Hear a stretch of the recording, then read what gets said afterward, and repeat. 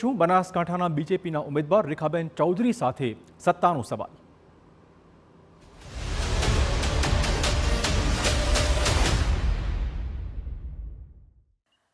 ગુજરાતની આ કાળઝાળ ગરમી આખરે કયા રાજકીય પક્ષને દજાડશે અને મતદાતાઓની અગ્નિ પરીક્ષામાંથી કોણ પાર થશે?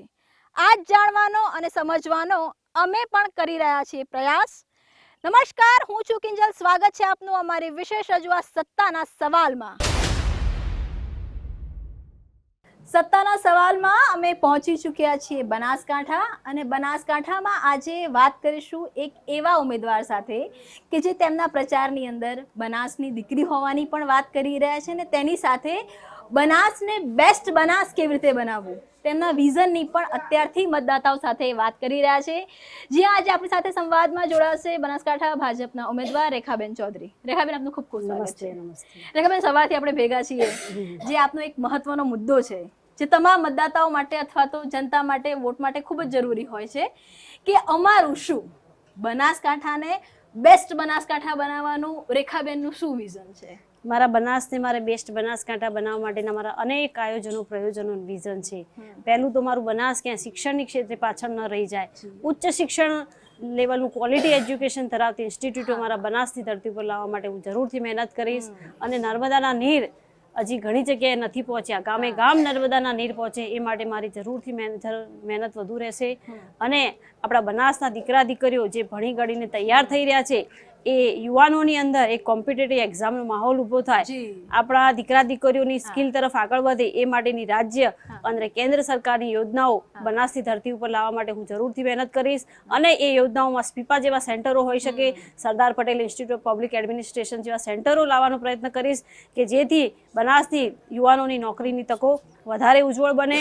અને મારે કેન્દ્ર સરકાર અંતર્ગતના ઘણા પ્રોજેક્ટો મારે બનાસની ધરતી પર લાવવા છે કે જેવા કે સેમિકન્ડક્ટરનો હોય, ગ્રીન હાઇડ્રોજનનો હોય, કે જેથી બનાસના લોકોને ધંધા ઉજગાર પોતાના બનાસના ઉપર ધરતી ઉપર જ મળી રહે અને પોતાના મા બાપ સાથે રહી શકે અને પોતાના મા બાપની સેવા કરી શકે। આ માટેના મારા અનેક વિઝન છે।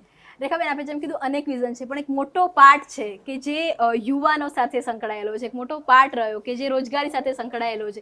એટલે લાગે છે કે બેન જ્યારે પ્રાધ્યાપક હતા ત્યારે એમણે ઘણો બધો અભ્યાસ કર્યો છે અને એવું માને છે કે જો યુવા સશક્ત થશે તો બનાસ જાતે સશક્ત થઈ જશે, તો દેશ સશક્ત થશે। કઈ રીતે એને આખો ઓપ આપશો? જે રીતે આપણે વાત કરી છે તો યુવાઓને ઓપ આખો કઈ રીતે આપશો? મેં વર્ષોથી બનાસના વિદ્યાર્થીઓની જે રીતે સેવા કરી છે અને હવે મને મારા વિદ્યાર્થીઓ ગૂગલ જેવી સંસ્થાઓમાં પોતાની સેવા આપી રહ્યા છે, વિદેશમાં સેટ થયા છે, આપણા રાજ્યમાં અનેક જગ્યાએ પોતાની સેવા આપી રહ્યા છે। અને હવે મને મોદી સાહેબે જ્યારે બનાસની સેવા કરવાની જ્યારે તક આપી છે ત્યારે મારે બનાસના દરેકે દરેક છેવાડાના દરેક માનવીનું કલ્યાણ થાય એવા બનાસના સર્વાંગી વિકાસના દરેક બેન એવું ચોક્કસ ઈચ્છે છે રેખાબેન કે ભાઈ બનાસકાંઠાનો યુવા હોય એ પણ ગૂગલ સુધી પહોંચવો જોઈએ। યસ અને એની માટે પ્રયત્નશીલ પણ છે। બેન, આપનું જો વાત કરવામાં આવે તો એક લાંબો સમય કદાચ કોઈ પણ મહિલા માટે સ્વાભાવિક છે, રસોડાથી એની સફર શરૂ થાય, પ્રાધ્યાપક પણ આપ રહ્યા, એક લાંબી ઇનિંગ આપે પ્રાધ્યાપક તરીકે જોઈ છે અને હવે રાજકારણ તરફ આગળ વધી રહ્યા છો। પહેલો દિવસ કોલેજનો અને પહેલો દિવસ રાજકારણનો કેવા ભાવ હતા? આ નવી પીચને કઈ રીતે જોઈ રહ્યા છો? પહેલા તો મારે તમને કહેવું છે કે મારા બંને પરિવાર 3 પેઢીથી જનસંઘના સમયથી રાષ્ટ્રવાદ સાથે જોડાયેલો છે અને લોકસેવા એ મારા સંસ્કારમાં રહેલી છે।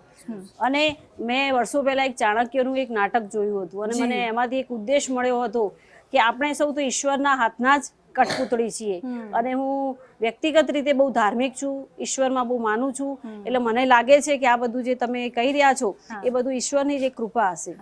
એટલે ઈશ્વરની જ કૃપા છે, પાર્ટીની કૃપા નથી? પાર્ટીની કૃપા તો છે જ ને, એ તો પહેલી। બનાસની જો બેન વાત કરવામાં આવે તો બનાસકાંઠાની એક તાસીર રહી છે, કેમ કે જે પ્રકારનો ભૌગોલિક રીતે મોટો જિલ્લો છે, જે પ્રકારની અહીંયા સમસ્યાઓ છે, મહદઅંશે પુરુષ પ્રધાન સમાજની એક તાસીર રહી છે। આ તમામની વચ્ચે એક નવા ચહેરા તરીકે ભાજપનો આ આખો એક્સપેરિમેન્ટ મહિલાને મેદાનમાં ઉતારવી, શું લાગે છે કે રેખાબેનને ચૂંટણીના મેદાનમાં ભાજપે કેમ ઉતાર્યા છે? સૌપ્રથમ તો બનાસકાંઠાની લોકસભાની સીટ ઉપર જે ભારતીય જનતા પાર્ટીએ અને આપણા મોદી સાહેબના નેતૃત્વએ જે એક મહિલા તરીકે મારી જે પસંદગી કરી છે એ એના માટે હું મોદી સાહેબ અને તમામ નેતૃત્વનો ખૂબ ખૂબ આભાર માનું છું. અને આની પાછળનું એક મુખ્ય કારણ મને મોદી સાહેબનો જે નારી શક્તિ વંદન તરફ આગળ વધી રહ્યા છે, મહિલાઓ સશક્ત બની રહી છે, એ જ મને એક મુખ્ય કારણ લાગે છે. રેખાબેન ની જ પસંદગી થઈ, ઘણી બધી મહિલાઓ હતી, એ તમામને છોડીને રેખાબેન શિક્ષિત છે એની માટે પસંદગી થઈ કે ગલબા કાકાની આખી લેગેસી રેખાબેન સાથે છે એની માટે પસંદગી થઈ? આપને શું લાગે કે છે? મારો બંને પરિવાર 3 પેઢીથી જનસંઘના સમયથી રાષ્ટ્રવાદ સાથે જોડાયેલો છે, એટલે સેવા તો મારા સંસ્કારમાં રહેલી છે. એટલે બધું ભેગું થયું અને મોદી સાહેબને નારી શક્તિ વંદન તરફ આગળ લઈ જવો છે દેશને. રેખાબેન, તમને ક્યારે એવું મનમાં તમારો વિચાર હતો? આપે જે રીતે વાત કરી કે આપની 3 પેઢી જનસંઘ સાથે જોડાયેલી છે, સેવામાં છે, પણ રેખાબેનના મનમાં એવું ક્યારે વિચાર હતો કે હું ફ્રન્ટ ફૂટ પોલિટિક્સમાં જઈશ, હું ચૂંટણી લડીશ? આ વિચાર રેખાબેનના મનમાં હતો ખરો? મેં તમને હમણાં વાત ન કરી કે મોદી સાહેબનું જે આખા દેશની દરેક જનતા ઉપર જે ધ્યાન છે, એના ઉપરથી એમણે એક પરફેક્ટ વ્યક્તિને પસંદ કરી છે. એ મોદી સાહેબની વાત છે, હું રેખાબેનની વાત કરું છું. રેખાબેનના મનમાં આવું ક્યારે હતું કે મારે ચૂંટણીમાં જવું છે, અથવા મારે રાજકારણ કરવું છે, અથવા તો આજે 10 થી 6 ની ફિક્સ નોકરી હતી એમાંથી 24 કલાક આવું છે, આવું ક્યારે રેખાબેનના મનમાં હતું? વિદ્યાર્થીઓની સેવા કરતી, હવે બનાસની સેવા કરવાની તક મળી છે, એટલે હવે મારે જે મને આપ્યું છે એવું જરૂરથી સારી રીતે એવું વિચાર નતો, ક્યારે ઈચ્છ્યું નતું કે ભાઈ આ જે થશે એ તો પરિવાર સાથે જોડાયેલી જ હતી ને, પરિવાર હતો, પરિવારની સભ્ય છું ને, મારા પરિવાર વર્ષોથી. તમે અત્યાર સુધી હંમેશા કેમ્પેનિંગમાં, કેમ કે આપે જે રીતે કીધું પરિવારના સભ્ય છો, કાયમ કેમ્પેનમાં જતા હશો, હવે તમારું કેમ્પેન થઈ રહ્યું છે, કેટલો ફરક છે પોતાની માટે વાત કરવી અને કોઈની માટે વોટ માંગવા? કેટલો ફરક આપને લાગી રહ્યો છે? કેમ કે લગભગ કેમ્પેનમાં બી ઘણા દિવસોથી આપ લોકોની વચ્ચે છો. હું જે ઘણા દિવસોથી લોકોની વચ્ચે પ્રચારમાં જઈ રહી છું, મને વડીલોના, સંતોના, ભાઈઓ બહેનોના, યુવાનોના જે પ્રચંડ આશીર્વાદ મળી રહ્યા છે, પ્રચંડ મને જન સમર્થન મળી રહ્યું છે, અને લોકોનો મોદી સાહેબ પ્રત્યેનો જે પ્રેમ મને દેખાય છે, મોદી સાહેબના જે વિકાસના કામો છે, એના ઉપરથી મને લાગે છે કે બનાસવાસીઓ જરૂરથી એક કમળ મોદી સાહેબને અર્પણ કરશે. બનાસમાંથી જો કમળ નીકળે છે એવો આપનો વિશ્વાસ છે, પરંતુ જો વાત હવે વિપક્ષી પણ કરી લઈએ, કેમ કે ચૂંટણી છે અને ચૂંટણીમાં હંમેશા પ્રચંડ પ્રચાર બંને તરફ થતા હોય છે. એક તરફ બનાસની દીકરી છે, બીજી તરફ બનાસની બેન છે, મહિલા વર્સિસ મહિલાની લડાઈ છે. કેટલી ટફ ફાઇટ આપ માનો છો? બનાસની જે 36 કોમની સમજુ અને હોશિયાર પ્રજા ઉપર મને વિશ્વાસ છે કે એમને ખબર છે કે કોને વોટ આપવા. ભારત સરકારને મજબૂત કરનારી ભારતીય જનતા પાર્ટી તરફી જ રહેવું એમને ખ્યાલ છે, અને બનાસવાસીઓએ તો જે આશીર્વાદ મળી રહ્યા છે એના ઉપરથી મને લાગ્યું છે કે મોદી સાહેબને ત્રીજી વખત દેશના વડાપ્રધાન બનાવવાનું લોકોએ મન મનાવી લીધું છે, એટલે એની તો જીત તો અમારી નિશ્ચિત જ છે. પણ ગેનીબેન તો એવું કહે છે કે બનાસની જનતા એમની સાથે જ રહેશે, તો જ્યારે એક સિઝન્ડ ચહેરો અને એની સામે એક નવો ચહેરો, કઈ રીતે જુઓ છો? આ તમને લાગે છે કે ટફ ફાઇટ છે?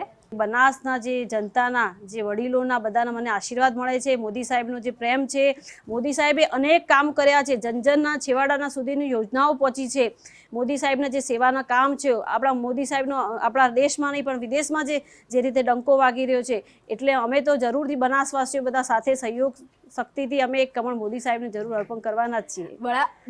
આખા દેશમાં ચૂંટણી વડાપ્રધાનના નામ પર જ લડવામાં આવી રહી છે, અને એ જ કારણ છે કે 400 પારનો લક્ષ્યાંક છે એ પણ આપ્યો છે, પરંતુ વડાપ્રધાનના ચહેરા સાથે સ્થાનિક ચહેરો પણ એટલું જ મહત્વ રાખતું હોય છે. તમને એવું કેમ લાગે છે કે જે બનાસની જનતા છે એ આખી જનતા જે છે એ રેખાબેન સાથે જશે, અથવા તો વડાપ્રધાને બનાસ માટે જે ચહેરો પસંદ કર્યો છે રેખાબેન ચૌધરી નામનો, એની ઉપર આ વખતે આશીર્વાદ લાગશે? તમારી વાત સાચી છે. ભારતીય જનતા પાર્ટીનું જે કર્મઠ કાર્યકર્તાઓનું જે મહેનત છે, જે નેતૃત્વ છે, અને મોદી સાહેબે જે કામો કર્યા છે, જિલ્લાના છેવાડાના જનજન સુધી એ લોકસેવાના કામો પહોંચી રહ્યા છે, અને લોકોના આશીર્વાદ છે, અને વડીલોના આશીર્વાદ મને મળે, મોદી સાહેબનો વિકાસ છે, એટલે એના વિશેની કોઈ ચિંતા કરવાની જરૂર નથી. આપણે જરૂરથી લીડ મેળવવાના જ છીએ.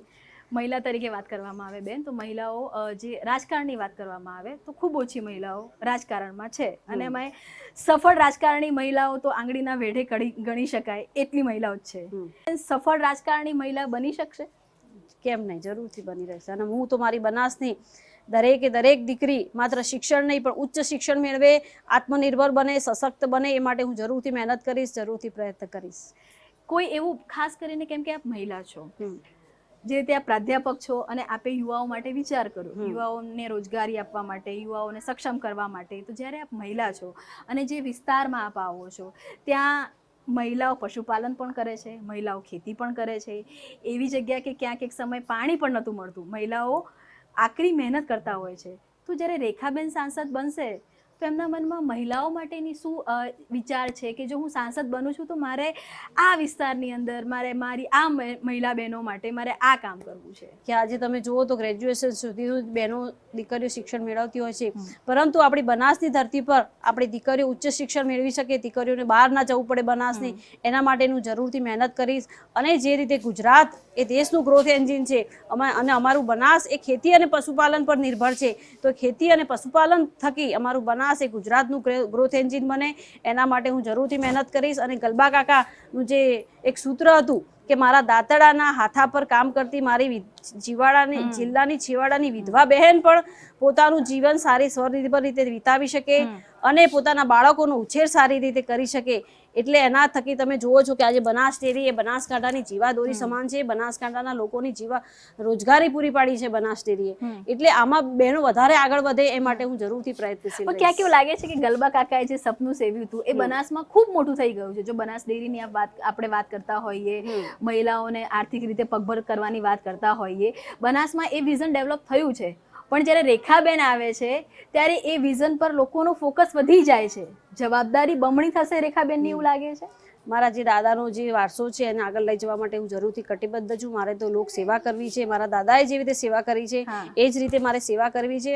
અને હજુ પણ આગળ શું વધારો એમાં રેખાબેન, એટલે હું એના માટે કેન્દ્ર સરકારની યોજનાઓ બનાસની ધરતી ઉપર લાવવા પ્રયત્ન કરીશ કે મહિલાઓ આમાં વધુ આગળ બને, વધુ આત્મનિર્ભર બને અને મહિલાઓને કોઈની જોડે ઉપર ડિપેન્ડન્ટ ના રહેવું પડે. એટલે એવું ક્યારેક થઈ શકશે કે જ્યારે રેખાબેન કદાચ જો સાંસદ બની જાય છે તો એમની જે ઓફિસ છે એમાં જે મહિલાઓ છે, મહિલાઓની વાત મૂકવા માટે એકદમ એક સ્પેશિયાલિટી હશે, એક અલગ મહિલાઓ માટે અલગ વ્યવસ્થા થશે, એવું કંઈ થશે? એ તો થશે જ. અને જીત્યા બાદ લોકોના આશીર્વાદ પછી અમે એક કાર્યાલય ચાલુ કરીશું જેથી બનાસના છેવાડાનો, અને એમાં આર્ટિફિશિયલ ઇન્ટેલિજન્સ ટેકનોલોજીનો પણ ક્યાંક ઉપયોગ કરીશું કે જેથી બનાસના છેવાડાની દરેક પ્રજાનો પ્રશ્ન અમારી જોડે સહેલાઈથી પહોંચી શકે. 10 થી 6 ની જોબ કરવાવાળા રેખાબેન હવે 24 કલાક પોલિટિક્સમાં રહીને સેવા કરવાની કેટલી તૈયારી છે? હું લોકોની વચ્ચે જ રહીશ. મને લોકોના આશીર્વાદ જોઈએ છે, મને લોકોનો જે પ્રેમ ખૂબ મળી રહ્યો છે, તમે જોઈ રહ્યા છો અહીંયા બહેનોનો જે પ્રેમ મળી રહ્યો છે. 24 કલાક જ્યારે હવે આપ પોલિટિક્સ કરશો ત્યારે ઘર સાથે કેવી રીતે બેલેન્સ કરશો? મહિલાઓમાં અને ખાસ કરીને ભારતીય નારીઓમાં ગમે તેવા કામ કરવાની એક તાકાત હોય છે અને શક્તિ આપેલી હોય છે. અને મને તો માં જગદંબાના આશીર્વાદ છે કે વર્ષોથી ઘર અને મારા કાર્યક્ષેત્ર વચ્ચે બેલેન્સ કરવાની મને બહુ સારી શક્તિ મળી છે અને એમાં પરિવારનો પણ ક્યાંક ફાળો છે. કેટલો વિશ્વાસ છે જીતનો? અમારા જે કર્મઠ કાર્યકર્તાઓની જે મહેનત છે, બનાસવાસીઓની, વડીલોની, ભાઈઓની, બહેનોની, સંતોના, મારા જે મને આશીર્વાદ મળી રહ્યો છે અને મારા પ્રચારમાં જે પ્રચંડ જન સમર્થન ઉમટી રહ્યું છે, મોદી સાહેબનો જે પ્રેમ છે, મોદી સાહેબનો જે વિકાસનો જે યોજનાઓ જન જન સુધી પહોંચી રહી છે, એના ઉપરથી મને લાગે છે, એના ઉપરથી મને પૂરો વિશ્વાસ છે કે અમારા પ્રદેશ અધ્યક્ષ પાટીલ સાહેબનું જે લક્ષ્યાંક છે 5 લાખથી વધારે લીડનું, એ અમે બનાસ વતી જરૂરથી પૂરું કરી અને એક કમળ મોદી સાહેબના ચરણોમાં અમે અર્પણ કરીશું. એટલે બનાસમાં માત્ર જીત નહીં, 5 લાખની લીડનો પણ વિશ્વાસ છે. હા, ચોક્કસ ચોક્કસ. તો વિપક્ષ પાસે કશું નહીં જાય એવું માનો છો આપ?